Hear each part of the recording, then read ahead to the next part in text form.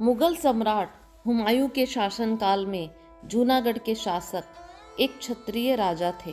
राज्य के प्रधान से लेकर साधारण सिपाही के पद तक अधिकांश नागर जाति के लोग ही थे। नागर जाति का कलम, कड़छी और बर्छी सभी पर आधिपत्य था। नरसी के बड़े भाई वंशीधर की नियुक्ति थानेदार के पद पर थी। राज्य की ओर से उन्हें सारी सुख सुविधाएं नौकर चाकर प्राप्त थे। समाज में उनकी काफ़ी प्रतिष्ठा थी, पर उनकी पत्नी दुर्द गौरी स्वभाव से अभिमानी और कठोर हृदया थी। बालक नरसी से उनके भ्राता लगभग 17 वर्ष बड़े थे। वे अपनी दादी व भाई भाभी के साथ ही रहते थे। वाणी आने के पश्चात 9 वर्ष की उम्र में नरसी का विवाह माणिक गौरी नामक 7 वर्ष की कन्या के साथ संपन्न हुआ।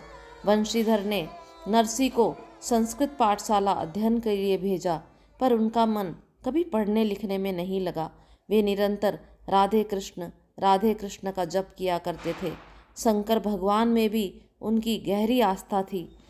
जहाँ भागवत पुराण, कीर्तन, सत्संग होता था, नरसी वहीं पहुँच जाते। उनका अधिकतर समय भजन कीर्तन में गुजरता। इसके लिए उन्हें भाई भाभी से डांट व ताने भी सुनने पड़ते थे, परंतु उन पर कोई असर नहीं होता था।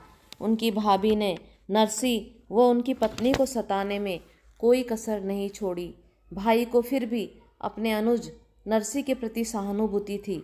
जब उन्होंने देखा कि भाई का मन अध्ययन में नहीं लग रहा, तब उन्होंने उसे घोड़ों की परिचर्या तथा घास काटने का काम सौंपा। नरसी बड़ी प्रसन्नता से भगवान का स्मरण करते हुए अस्तबल में कार्य करने लगे। कुछ समय पश्चात नरसी व मानिक को 2 संतानों का माता पिता बनने का सौभाग्य प्राप्त हुआ। पुत्री का नाम कुंवरबाई और पुत्र का नाम श्यामल दास रखा।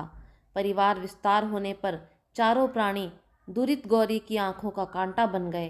दोनों भक्त दंपति दास दासी की तरह दिन रात घर में काम करते थे, पर दुरित गौरी कोई न कोई कमी निकालकर अपने पति के कान भरती रही।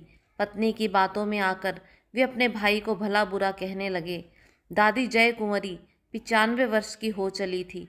उन्होंने सोचा कि मेरे बाद नरसी का क्या होगा, इसलिए वंशीधर को बुलाकर कहा कि कुंवरबाई के विवाह की व्यवस्था करो। दादी की आज्ञा मानते हुए उन्होंने एक सुयोग्य वर ढूंढकर काठियावाड़ के ऊना गांव के श्रीमंत नागर श्री रंगधर मेहता के पुत्र वसंत राय के साथ कुंवरबाई का विवाह बड़ी धूमधाम से करवाया। वृद्धा जय कुंवरी की अभिलाषा पूर्ण हुई और लगभग 3 मास पश्चात वे परलोक सिधार गई।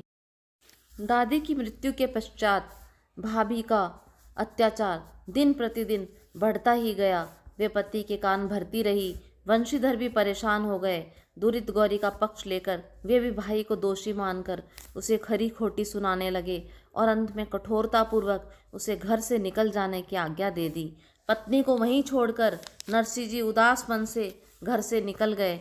उन्हें समझ में आ गया कि इस नश्वर संसार में सभी संबंध स्वार्थ से प्रेरित है। निस्वार्थ प्रीति करने वाले स्वयं परमात्मा है। चलते चलते शहर से बाहर कोसों दूर एक घने जंगल में एक जीर्ण शिव मंदिर में शरण ली। मंदिर की साफ सफाई कर शिव भक्ति में लीन हो गए। नरसिंह राम की दृष्टि में शिवलिंग पत्थर नहीं था, बल्कि साक्षात कैलाशपति थे।